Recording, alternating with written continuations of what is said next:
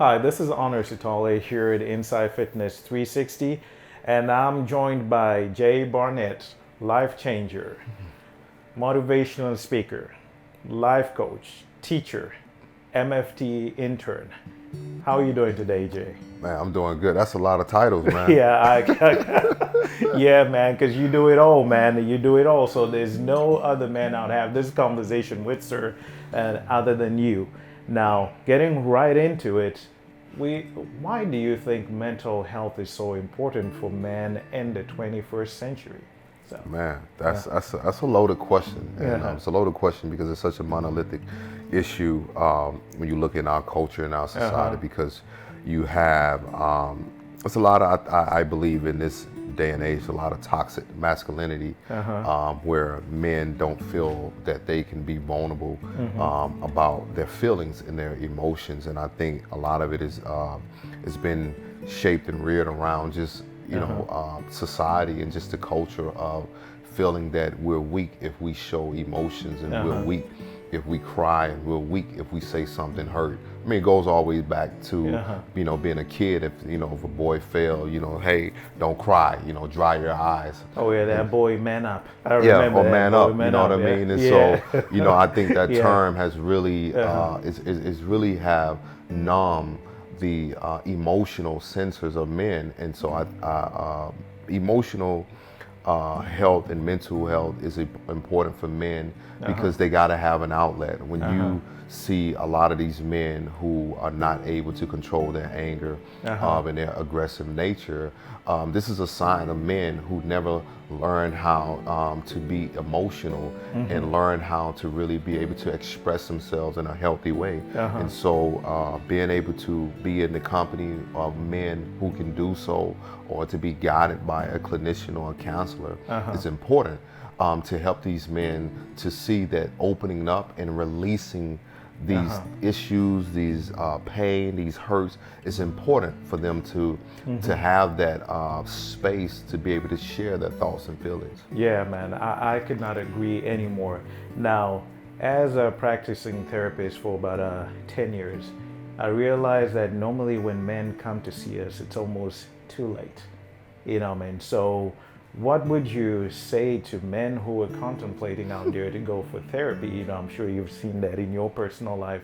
And sometimes when it hits, when things are serious, for example, I'll disclose and say, personally, I struggle with generalized anxiety disorder, and I've had it under control over the years.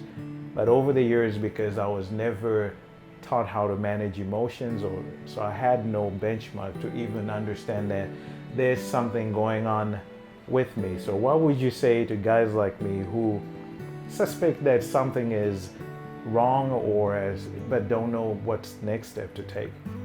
I think the first step is to take is as you alluded to, is knowing that something is wrong, is acknowledging that something is wrong, and then the next step is being able to find a trusted individual, a trusted source to be able to be open and to be vulnerable. And as you know, as men, we only we won't open up unless we trust the space. That's true. There's a thing that I say that men will talk to women that they trust, and they will open up to men that they respect. That's a good one right there. Yeah. So and so in those spaces, trust and respect are big for us, and that's the first step for most men to opening up. And I think for you and I, being black counselors and clinicians, and especially in the African American community, where we're more we're very reluctant to being open and about our issues, because we've been taught that, hey man, you got to be strong, and, you know what I mean? And so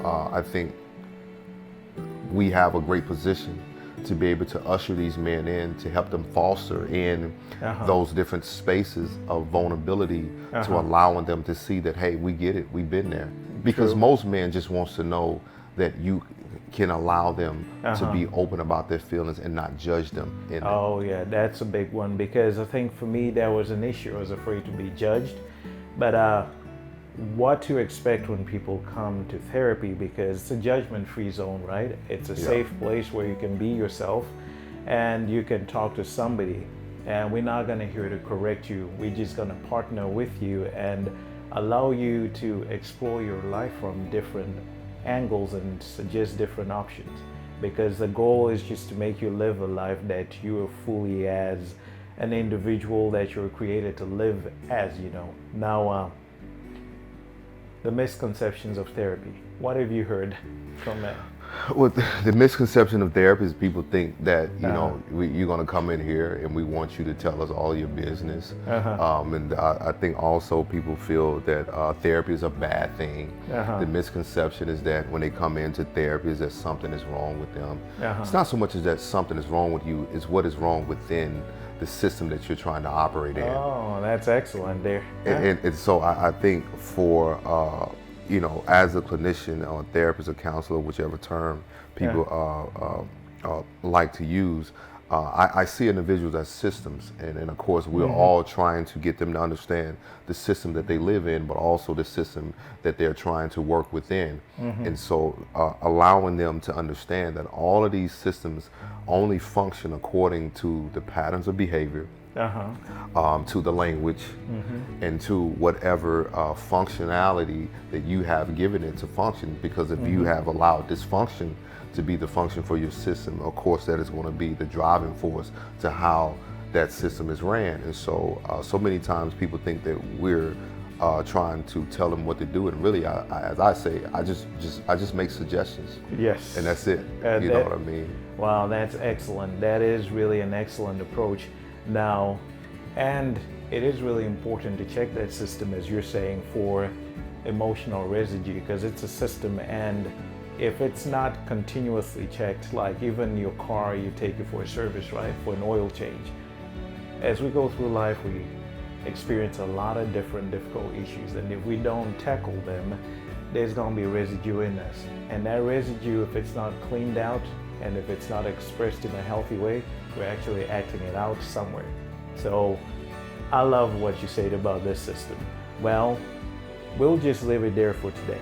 But you know, if you want to learn more on how to talk to me and Jay, or how to find even a therapist in your area, visit our website at www.insidefitness.us, and you'll be linked to either one of us, or you can just call our office at 972-704-1372, and we'll be able to direct you in the way that you need to go.